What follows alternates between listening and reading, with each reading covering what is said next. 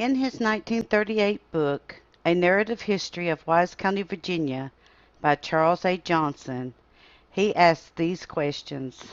Was the Red Fox proven guilty beyond reasonable doubt of the crime of which he was charged? Was the verdict of the jury rendered against him a just verdict?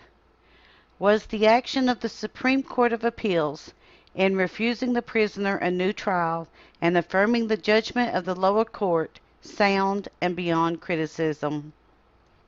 Mr. Johnson's book was published 45 years after both the massacre and the trial.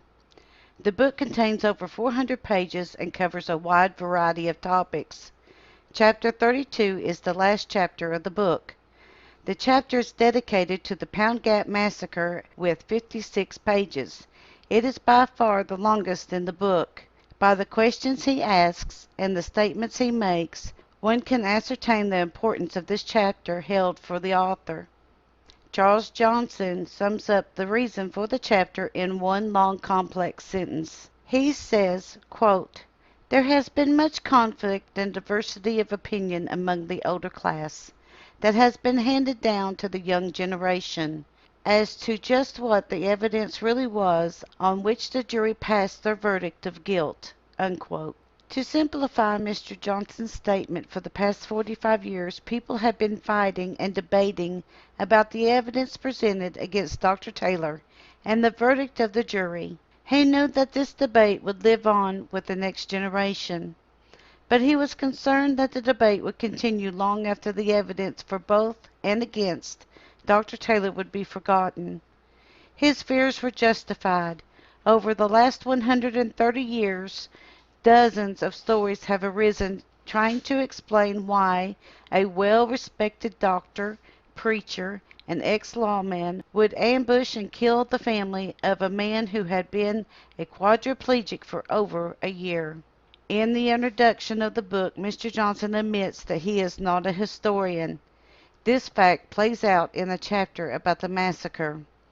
Although Mr. Johnson does a good job in covering several events that happened around the massacre, he is non-linear in his presentation. He tends to jump around from topic to topic and subject to subject.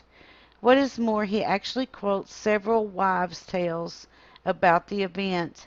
The easiest of these statements he could have easily debunked is the fact that Dr. Taylor did not leave his Taut Hall guard duty to go on the massacre of the Mullins party. In his coverage of the trial, Charles Johnson explains that the copy of the transcript he obtained was the transcript that was sent to the appellate court.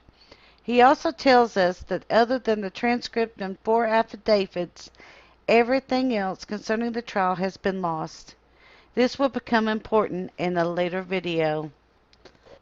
Please note, part of this story, the questions asked of the witness are fictional, because at the time of the Dr. Taylor trial, shorthand reporting had not come into popularity, nor was court reporting efficiently done.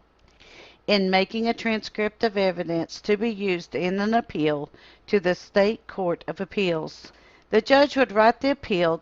The lawyers would write out the evidence or testimony given by each witness in narrative style. These transcripts were not done in the present-day question and answer style, as only the answers given by the witness was recorded.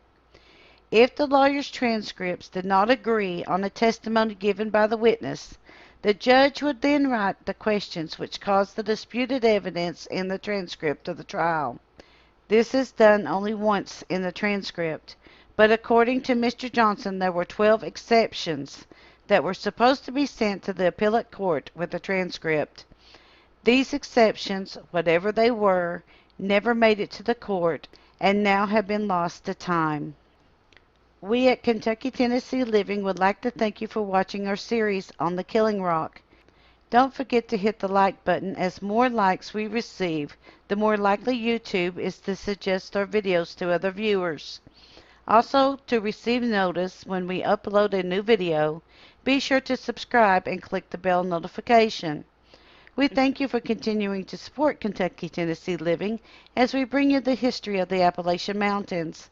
We must remind everyone that the story names Killing Rock, the Oft-Told Tale Killing Rock, The Untold Story, and Killing Rock, The Trial are all under the Kentucky Tennessee Living copyright.